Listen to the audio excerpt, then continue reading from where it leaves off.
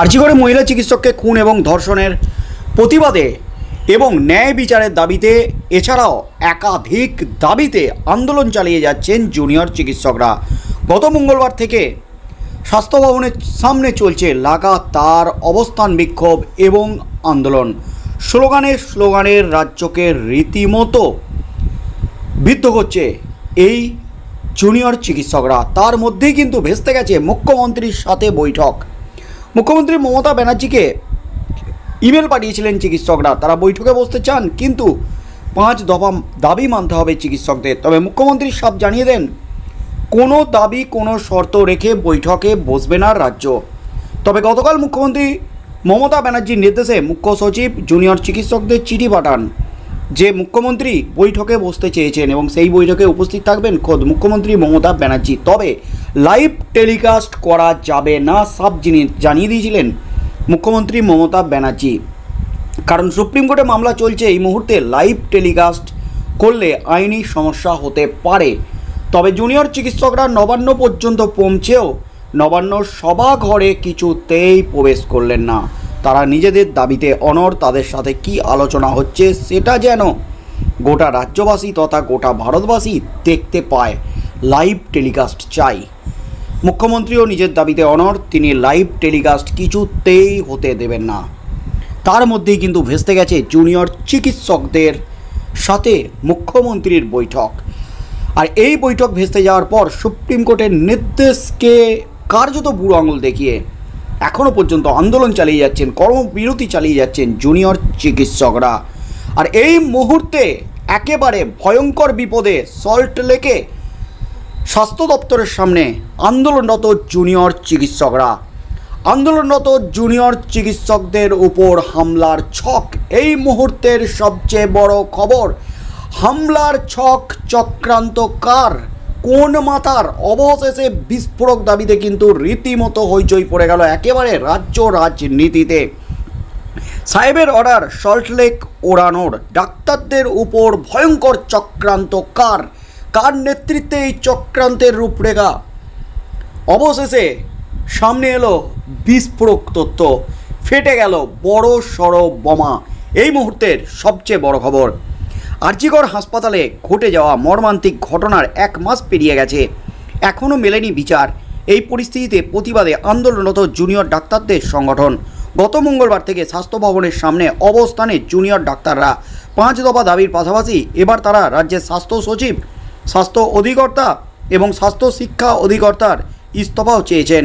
এই অচলাবস্থা কাটাতে ইতিমধ্যেই রাষ্ট্রপতি দ্রৌপদী মুর্মুর সাহায্য চেয়ে তাকে মেল করেছেন জুনিয়র ডাক্তাররা, রাষ্ট্রপতির হস্তক্ষেপের দাবি করেছেন। আর এই পরিস্থিতিতে তৃণমূল নেতা কুণাল ঘোষ তার ফেসবুকে পোস্ট করে বোমা ফাটালেন, একেবারে বিস্ফোরণ ঘটালেন। তিনি জানালেন যে এক বামপন্থী যুব সংগঠন এবং এক অতি বাম সংগঠনের ভয়ঙ্কর চক্রান্ত ডাক্তারদের ধর্নায় হামলা চালানোর, তার নিশানায় রয়েছে বিজেপিও। সাহেব অর্ডার করেছে সল্টলেক ওড়ানোর জন্য, অর্ডার করলে উড়িয়ে দে। পূর্ণাঙ্গ অডিও পোস্ট করে বিস্তারিত এই বিষয়ে কথা বলেছেন কুণাল ঘোষ। এই অডিও তিনি নিজের সোশ্যাল মিডিয়ায় শেয়ার করেছেন, রীতিমতো শোরগোল ফেলে দিয়েছেন গোটা রাজ্য জুড়ে। সাহেব অর্ডার করেছে সল্টলেক ওড়ানোর জন্য। এরপর অন্য একজন বলছেন অর্ডার হলে করে দে, উড়িয়ে দে। এরপর বলছেন সবাই প্রশ্ন করছে যারা পার্টনাররা আছে। এরপর দ্বিতীয় পক্ষ বলছেন যখন বলেছে কিছু একটা ভেবেই তো বলেছে। প্রথম পক্ষ বলছেন আমি এত বছর এই কাজ করেছি, কোনো দিন ভয় ডর লাগেনি, কিন্তু এখন এটাতে বিবেকে লাগছে, করাটা কি ঠিক হবে? ওরা তো লোকের জীবন বাঁচায়। দ্বিতীয়জন বলছেন তোকে তো ফাইট টু ফিনিশ করতে বলেনি। প্রথমজন বলছেন ছেলেরা মদ খেয়ে যায়, মারতে গিয়ে যদি বেহদ কিছু হয়ে যায় সেটা তো চিন্তার বিষয়। এরপর দ্বিতীয়জন বলছেন সেটা ওকে বল, আমার এরকম মনে হচ্ছে কি করব। প্রথমজন বলছেন বাপ্পাদাকে পার্সোনালি জিজ্ঞেস করেছিলাম, বাপ্পাদা বলল জানোয়ার হয়ে যায়নি এখনও। এরপর দ্বিতীয়জন বলছেন ওই মতো করেই কর। প্রথমজন বলছেন দাদু বলছে নবান্নতে মিটিং হয়নি, ওরা তো ফেরত চলে আসবে সল্টলেকে, ভাববে শাসক মারটা মেরেছে। দ্বিতীয়জন বলছেন হুম। প্রথমজন বলছেন কি বললো, কথাটা কিছু বুঝলে? প্রথমজন বলছেন হ্যাঁ বুঝেছি। এরপর প্রথমজন বলেছে পুরো দোষটা দিয়ে আরও অশান্তিটা পাকানো যাবে, কিন্তু কলকাতার কাউকে না, বাইরের। ঠিক আছে, দেখছি, ওরা তো ওখান থেকে প্রেস কনফারেন্স করছে, আমরা টিভি দেখছি, কন্টিনিউ। কি করব, মাথা ফাটানোটা ঠিক হবে কি? এরপর দ্বিতীয়জন বলছেন দেখ, খানিকটা যদি কিছু করা যায়, খানিকটা হলেও কি ব্যাপারটা থাকবে যে ওরাই এটা করলো। প্রথমজন বলছেন দেখছি। অন্যদিকে শুক্রবার চতুর্থ দিনে পা দিয়েছে জুনিয়র ডাক্তারদের অবস্থান। বৃষ্টির মধ্যেই তাঁরা স্বাস্থ্য ভবনের সামনে অবস্থান বিক্ষোভ চালাচ্ছেন। গায়ে বর্ষাতি চাপিয়ে ও মাথায় তিরপল ধরে দাঁড়িয়ে বিচারের দাবি জানাচ্ছেন তারা। আর এর মধ্যেই কিন্তু সোশ্যাল মিডিয়ায় রীতিমতো বোমা ফাটিয়ে দিলেন কুণাল ঘোষ। কুণাল ঘোষের বিস্ফোরক দাবিতে কিন্তু রীতিমতো কেঁপে উঠল গোটা রাজ্য। সাহেব অর্ডার করেছে সল্ট লেক ওড়াতে জুনিয়র চিকিৎসকদের উপর হামলার ছক্কার।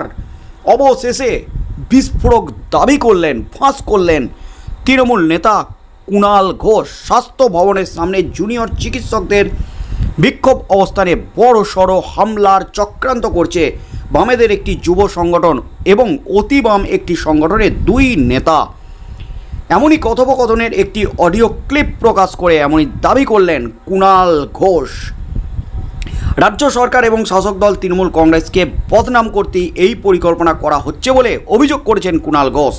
তৃণমূলের রাজ্য সাধারণ সম্পাদক দাবি করেছেন গতকাল জুনিয়র চিকিৎসকরা যখন নবান্নে মুখ্যমন্ত্রীর সঙ্গে বৈঠকের জন্য গিয়েছিলেন তখনই এই হামলা চালানোর কথা ছিল, কিন্তু কোনো কারণে সেই হামলা চালানো সম্ভব হয়নি। কুণাল ঘোষের দাবি যে দুই সংগঠন মিলে এই চক্রান্ত সাজিয়েছে তাদের সূত্রেই এই অডিও ক্লিপ শাসক দলের হাতে এসেছে। কুণাল ঘোষের প্রকাশ করা এই অডিও ক্লিপে দুই ব্যক্তির কথোপকথন উঠে এসেছে। সেখানে প্রথম একজনকে বলতে শোনা যাচ্ছে সাহেব অর্ডার করেছে সল্টলেক ওড়ানোর জন্য। পরের জন দ্বিতীয় ব্যক্তিকে বলতে শোনা যাচ্ছে আমি এত বছর এই কাজটি করেছি, কোনো দিন ভয় ডর লাগেনি, কিন্তু এখন এটাতে বিবেকে লাগছে, করাটা কি ঠিক হবে? অডিও ক্লিপে বাপ্পা বলে একজনের নাম উঠে এসেছে। কে বাপ্পা, এই প্রশ্নটাই কিন্তু উঠে গেছে এবার।